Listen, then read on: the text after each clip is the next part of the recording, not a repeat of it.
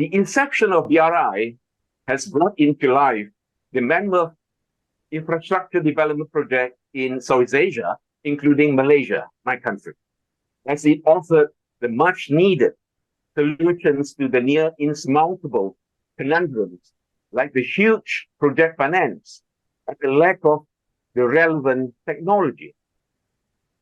Over the decade, BRI has been proven as a game changer in reshaping the landscape of logistical connectivity in ASEAN and consequently enhancing the region's economic competitiveness.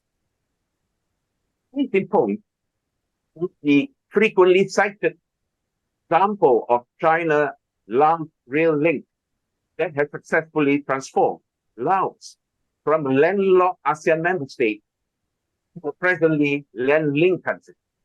The coming into operation of the rail service, the China-Laos rail link, has set into motion the once stalled Pan-Asian railway system that is slated to run across the peninsula ASEAN. On the other hand,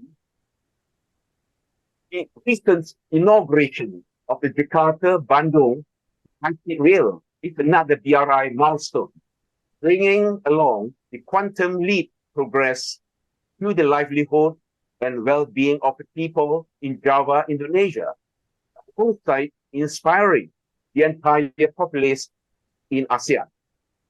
It is the pilot project, the pilot high-speed rail project in the region.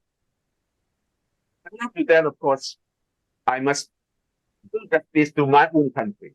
I need to mention about the ongoing East Coast Railway, or in short, we call that ECRL project in Peninsular Malaysia, which is scheduled for completion by end of 2027.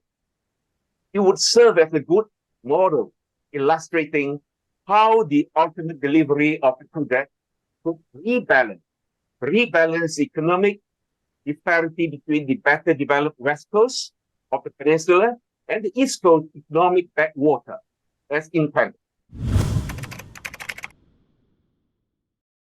10 years on, as of June this year, altogether there are 152 countries across the world, equivalent to over 78% of the nation states have been getting on board with the BRI.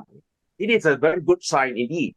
It is tantamount to a vote of confidence in the BRI's model of multilateral cooperation, underpinned by the principles of extensive consultation, joint participation, and mutual sharing of benefits. In this context, model of governance and choice of polity have never been made the criteria for accession to the BRI. The alternative choices offered by the West to the world in infrastructure development are largely private investment driven and political value oriented, as was dictated by the US-led G7 and the European Union. Cite examples of EGII, or Partnership for Global Infrastructure and Investment, and Global Gateway as examples.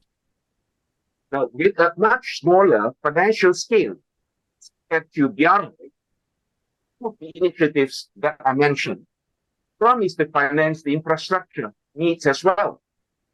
But as of today, despite the official announcement made by the US-led West, the coming into fruition of specific projects under the framework of these two initiatives remains to be seen.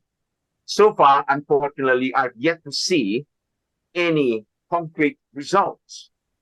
And by now, as the saying goes, proof of the pudding is in the eating.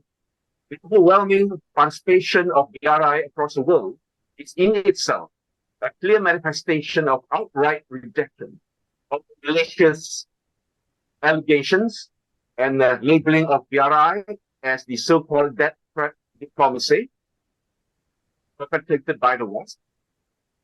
It is totally unfounded. It is totally unfounded, or they still deemed recyclable in certain cases by certain quarters for political reasons.